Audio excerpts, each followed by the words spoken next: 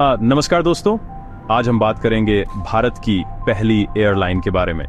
भारत में विमानन के इतिहास को जानना न सिर्फ रोचक है, बल्कि यह हमें यह भी बताता है कि कैसे हमारे देश में एविएशन इंडस्ट्री ने शुरुआत की और आज यह किस मुकाम पर है। तो चलिए जानते हैं भारत की पहली एयरलाइन की कहानी। भारत में एयरलाइंस का इतिहास 1930 के दशक से जुड़ा हुआ है, जब भारत में अभी पूर्ण रूप से विमानन व्यवस्था विकसित नहीं हुई थी। तब ब्रिटिश राज के दौरान कुछ एयरलाइंस स्थापित हुई थीं।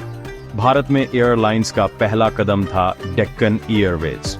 लेकिन इस कहानी की असली शुरुआत होती है 1932 में, जब एक प्रसिद्ध भारतीय उद्योगपति और एविएशन प्रेमी जेम्स निकोलसन ने भारत की पहली एयरलाइन की स्थापना की थी।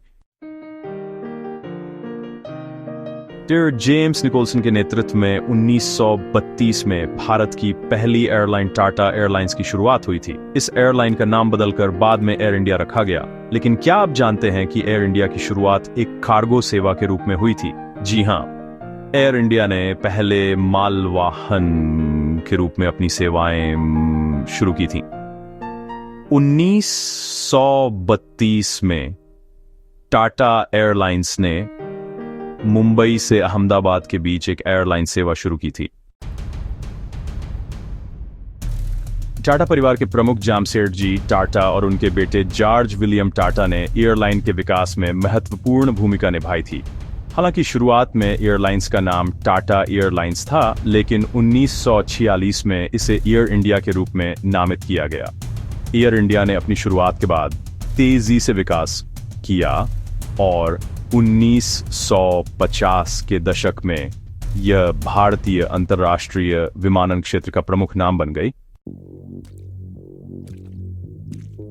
भारत में विमानन का विकास केवल एयर इंडिया तक सीमित नहीं था। धीरे धीरे देश ने अपने विमान भी बनाना शुरू कर दिया। हिंदुस्तान एरोनॉटिक्स लिमिटेड यानी HAL की स्थापना 1940 में हुई थी, जो भारतीय वायुसेना के लिए विमान बनाने में सक्षम थी।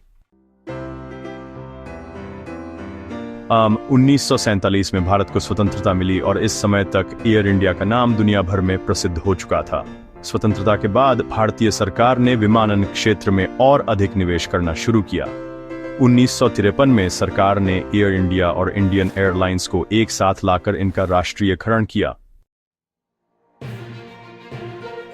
एयर इंडिया ने 1950 और 60 के दशक में वैश्विक स्तर पर अपनी उड़ानें शुरू की। यह न केवल भारत को दुनिया से जोड़ने का एक महत्वपूर्ण माध्यम बन गई, बल्कि भारतीय यात्रियों को विदेश यात्रा के लिए एक सुविधाजनक और सुरक्षित विकल्प भी प्रदान किया।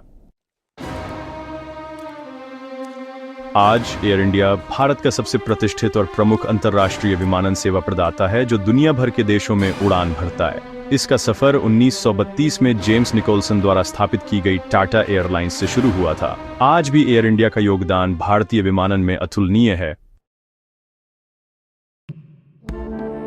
तो दोस्तों, ये था भारत की पहली एयरलाइन का इतिहास। यदि आपको ये वीडियो पसंद आया हो तो कृपया लाइक और सब्सक्राइब करें और हमसे जुड़े रहें विमानन की और भी दिलचस्प कहानियों के लिए। धन्यवाद।